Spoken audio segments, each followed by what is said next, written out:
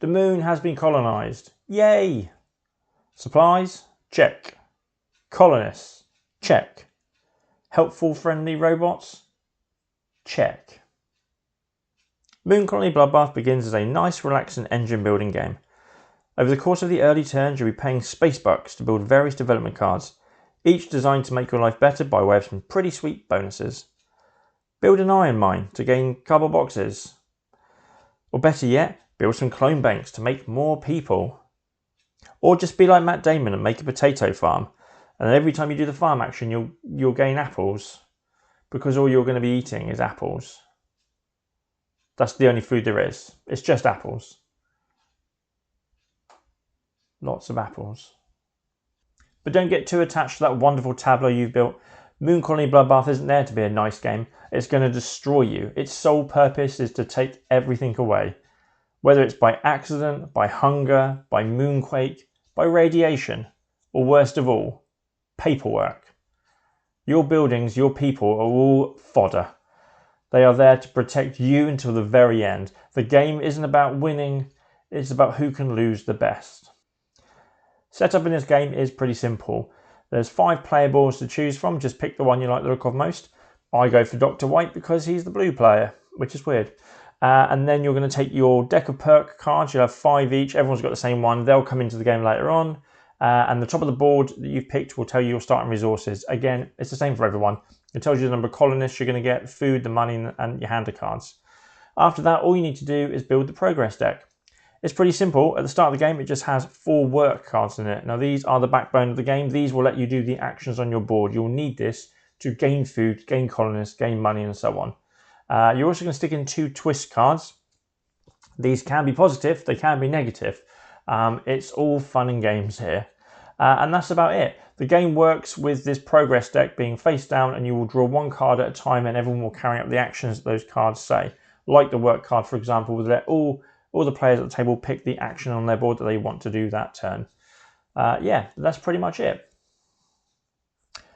I forgot to mention the trouble cards. Now, you start the game with 2 trouble cards, and while they're not specifically bad themselves, it's what they bring to the game that's really going to screw you guys over. They add the next event card. Now, this is a deck of cards in the same order every time, 1 to 13. If you can get to 13 and have the most colonists left, you've won. I've never got to card 13. These cards are designed to be mean. You start off with hunger. Now, hunger it makes you pay a food for every building you've already put down in front of you. Obviously, the better you're doing, the more you have to pay, so stay on top of that farming action. After that, we've got the dreaded paperwork. It doesn't sound bad, but it makes you draw 1 card and discard 2. This is going to shrink your cards down in your hand. It's going to shrink your options. You need cards because cards are people, and people is survival.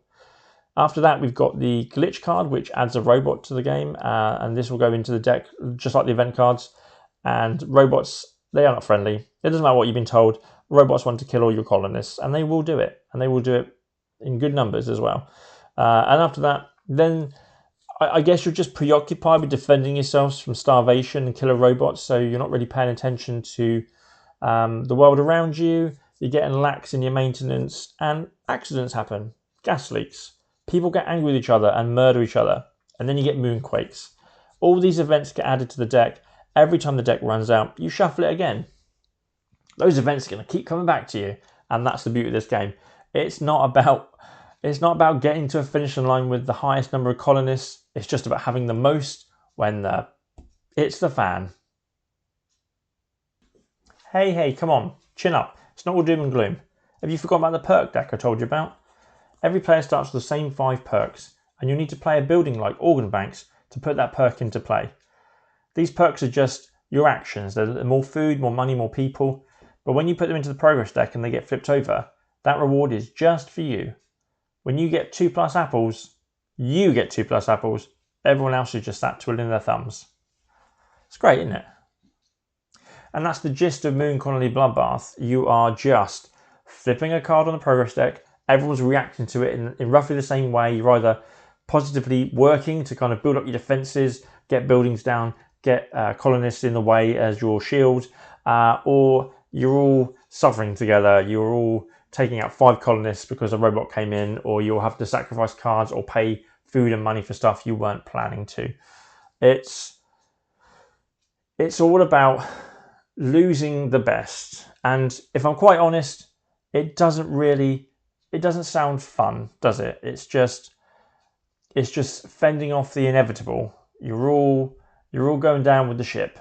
Yeah, it doesn't sound fun at all, really. But it is. Colony Bloodbath isn't some super serious 4-hour epic strategy space game. It's not one where you have to think about every turn you have and go for the utmost efficiency. It's just silly, chaotic fun, okay? You are all just sat around, you're all suffering together, and you're just trying to be the person that suffers a little bit less than everyone else. It's one of those games where when you draw that card from the progress deck, and it's the work card that you've all been waiting for, there's a collective cheer around the table as you all get to do the various things you needed to do. Maybe player 1 needed money desperately, maybe player 2 just really wanted more apples to feed their buildings. But at the same time, when you flip over a robot and it kills 5 people, there's a collective groan. You're all in it together. You're all giving up your colonists. And yeah, it's a competitive game, but like I say, it's affecting you all in the same way. What's really nice about it as well is it's pretty much simultaneous play. Other than when you get that perk card that comes out where one player gets to do something and no one else does, you're all reacting at the same time. So player 1 to player 5, it's the different player counts. It doesn't really affect playtime, which is really, really nice. It's a quick, silly game. I also like they've got sort of like flavor text, like quotes from the different characters in the rulebook and on their board. You've got a mad scientist. Dr. Brain has escaped Earth and fled to the moon. This doesn't do anything in the game. There's no asymmetry. There's no hidden traitor mechanic. There's no like Dr. Brain has special abilities and he's coming for you and the robots like it. None of that. It's just flavor text says he's an escaped lunatic, basically. Saying that you're all in it together and you're all suffering at the same level, there are ways that you can make things worse for other people. There's a building card, for example, that puts a development card into the progress deck called Radiation. Now, this card specifically gives each player, when it comes up, the opportunity to lose a building. You don't want to lose buildings, and I'll explain why in a bit, but if you don't choose to lose a building, you lose colonists instead. Now, you might have a whole bunch of buildings that you're not really interested in anymore. They have no... they don't have a decent amount of colonists for protection, and their abilities are kind of like lackluster now that you've got better things going. So you might be in a comfortable position where you could lose 4 or 5 buildings just for a laugh, knowing that it's going to decimate your opponents. So there are ways of screwing things over. There's cards that you can play that will also add a robot. Nobody wants any more robots in the deck, but you might think it's funny. This is that kind of game. It's one that you don't take seriously. You just go along for the ride. Maybe you'll win, maybe you won't, but you'll have a lot of laughs as you do it. But the real backbone of Colony Bloodbath is the building deck, and there's a nice variety of buildings in here. They can also, with their abilities, lead you to go down certain strategy paths. I like to focus on getting as many buildings as I can that give you +2 colonists or +2 food when you carry out one of your main 5 actions. It's like a nice little boost to what I'm already getting, and it keeps those defenses up. I can feed all my buildings, and I can offer up human sacrifices when I need to. I don't tend to do much with the boxes. I know my wife, she does a few things. There's a card that can allow you to put boxes on buildings, and then they don't count towards hunger when it turns up. So that allows her to kind of like not have to worry about food as much, and she can get, a lot of the buildings are kind of covered by that. There's also cards that allow you to do something when you play the card down, and there are cards that allow you to carry an action or benefit in some way when you have to lose the card. And losing the cards, this is the really cool thing about this game. I really like this. You have a stack of colonist tokens, so every time a robot comes around, you just offer up some tokens as a human sacrifice. It's brilliant. Just feed them to the robots and hope everything goes away.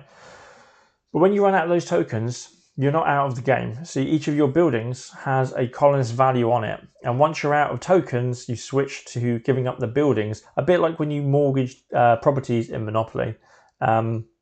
You look at how many colonists it's worth, you pay what you owe, and you get the rest back as change in tokens. You need to see these colonists as a commodity. Don't give them names. Don't ask them what they did at the weekend. Don't get attached, okay? Because these colonists, they're not going to be around for long. But yeah, you have these buildings, you're looking at the values of them, so you want to not only get buildings down that are really useful with their abilities, but you want to make sure you've got a good number of colonists because you're going to need to sacrifice before the end game. But while I don't take Moon Colony Bloodbath too seriously, and I do find it a heck of a lot of fun, there are two small things that just grate with me a little bit. The first is the event deck. Now, this is 13 cards, but you always play it in the same order. You start off with Hunger, then you hit Paperwork, then you hit Glitch, add Robots, and then after that, it's just a whole bunch of killing colonists. Now, I get why you can't shuffle this, because being hit by one of the heavy-handed -6 colonists very early in the game could be a problem, and it will make the game very short. But what I think could have been done was maybe a couple, like maybe 3 or 4 event decks that you know, they're in the same order, they stay in an order, but they are faced out at the beginning of the game, and you pick one at random. And they just have a little bit more theme to them, and they affect different things. So maybe one is a kill colonist event deck, one is a destroy buildings event deck, so you don't quite know what you're going to get. Maybe the first 2 or 3 cards are identical, and then suddenly it's like the big reveal, this is this event deck. Now I've got to worry about that. Because it just gets a bit stale after a while, because you put the first 3 events in, it's like, right, everyone knows this event, right, you know, going forward you're going to have to pay food for this, or you're going to have to worry about losing cards. But then after event 4 of 13, you'll just, it just kills colonists, kills colonists, kills colonists, kills colonists, and there's no extra to it. There's no kills colonists, this one takes out 1 food, this one kills 3 colonists, but you have to damage a building. There's no flair to them, shall we say. So yeah, I find the event deck a little bit stale in amongst all the fun chaos. It's a very rigid line through that event deck. So either an event deck that you can shuffle up for randomness, or a choice of event decks. And the other thing is, I really like the perk cards when you can get them into the progress deck. My first 2 games, I was the only player that didn't get to play a perk card, and I lost badly because those perk cards really help you. When everyone else is flipping a card over and getting 2 colonists and you're not benefiting anyway, it can feel like, yeah, there aren't a lot of building cards in that building card deck that allow you to do it. And if you don't even get any, like in my first 2 games, it's not that I didn't put the perk card in, I didn't even see a card that would let me do it. I had no opportunity to do it, and everyone else was putting their own perk cards into the progress deck. So I do find that not being able to do it is a kind of luck of the draw thing. And I know I said it's a very silly fun game, and it's not a very long game, even at the maximum player count, because it's simultaneous play. You know, the game doesn't bloat with extra players in it, so you know, it's over quickly. Go again if you didn't win, but it can feel a bit negative when you're sitting there with these 5 perk cards and you really want to get one in there, and every time you draw new cards, it's like, no, I cannot, there's no way for me to do it. I wonder if there should have been a mechanic when you have to pay, like one of the actions is to put a perk in, and it's, you know, an exceptionally large amount of money, maybe the same cost as one of the most expensive buildings, because some of the buildings can get quite pricey, although they come with a lot of colonists, so that's good for you. But yeah, maybe there was just a choice of action, so you choose when to do it and you save up for it. So everyone's got an equal ability to be able to do it if they choose to, but not like luck of the draw. Like I say, first 2 games, I never even saw a card that let me do it. So yeah, I just find, I like the perk cards. I like that. I do like that reveal when someone gets their own perk card and was like, oh, okay, we don't get to do that turn. It's just Bob gets 2 apples, we get nothing, and it is fun because, like I say, while it's competitive, you're kind of all in it together. But then when those cards come up, you kind of begrudge that person for a little bit. Yeah, so I just don't like the way that the cards are mechanically in the game. But other than those 2 things, this game is just, I every time I play, I'm just like, it's silly fun, and I love that. It's nice to have a game where it's just, other than I think Tokaido, I've never cared less about actually winning. I just like to see how long I can last. It's like Tetris. Like you never knew you were gonna like beat the game, but it was just like, yes, how many levels can you get to as it gets crazier and crazier and crazier with all the blocks falling, or in this case, all the robots coming at you? Can I just find a way to, oh god, a work action's come up and I've got a card that allows me to get more colonists. I might be able to take 1 more attack, and yeah, you're all in it together. And that's Moon Colony Bloodbath. It has fast become a firm favourite in our collection. I love it. It's so quick to set up and it's so quick to play. It doesn't matter the player count. It doesn't really bloat play time, but you can just switch your brain off, really. There's no like long-term strategies for this game. It is just it's very active. You know, just what cards have you got? What cards are coming out of the progress deck that allow me to get money to put these cards down? Can I get enough colonists to survive the next wave of killer robots? And that's the kind of games I like. I struggle sometimes with the games where you have to have a long-term strategy across a game of many hours. I like games where I just have to react turn on turn, like what's the best thing for me to do now, short-term planning. I love the retro art style, that kind of like future space travel stuff. I love that all the colonists tend to usually be smiling and they've got no idea what these absolutely dangerous looking robots. These guys are like waiters and cleaners and drillers, but they all just look like they want to kill everyone. The rulebook is really, really good as well. They've got a nice couple of pages at the back that go into the details on the cards. So the robot cards, the twist cards, and development cards. So if there's any issues in your understanding how they work, it's all in the back of the book. I'll give a shout out to the insert as well. It's nothing too special, but it holds everything in a certain way that we don't take the tokens out of this box. We just play with it, which greatly aids setup time as well. And that just sits by the side because it doesn't have much of a footprint either. But yeah, it's just, it's really, like, I enjoyed our first play, but it just grows on me every time because I find little funny in-jokes in the cards, and it's just the craziness of hoping that you get a work action that allows you to do a bonus off of a farm card maybe that gets you more colonists, that you can just put a few more colonists in front of you and hope for the best, that you're going to be the person who loses the least. A big shout out to Rio Grande Games for sending this review copy. Like I say, we played it a couple of times before, we already enjoyed it, but it was nice to have a copy that we could just get to the table more regularly and really dive into. So big shout out to them for sending this on. It obviously affects my review in no way, but yeah, if you get a chance to play it, I highly recommend it. And it's something different in the collection. Like when you don't want to switch on your brain and you just want to fall into a game and let it just go chaotic, Colony Bloodbath is perfect for it. Yeah. As always, if you like the video, please like and subscribe to the channel. Talk to me in the comments below about your thoughts on this game and anything else that's kind of like similar to this kind of thing. And I will see you all in the next video.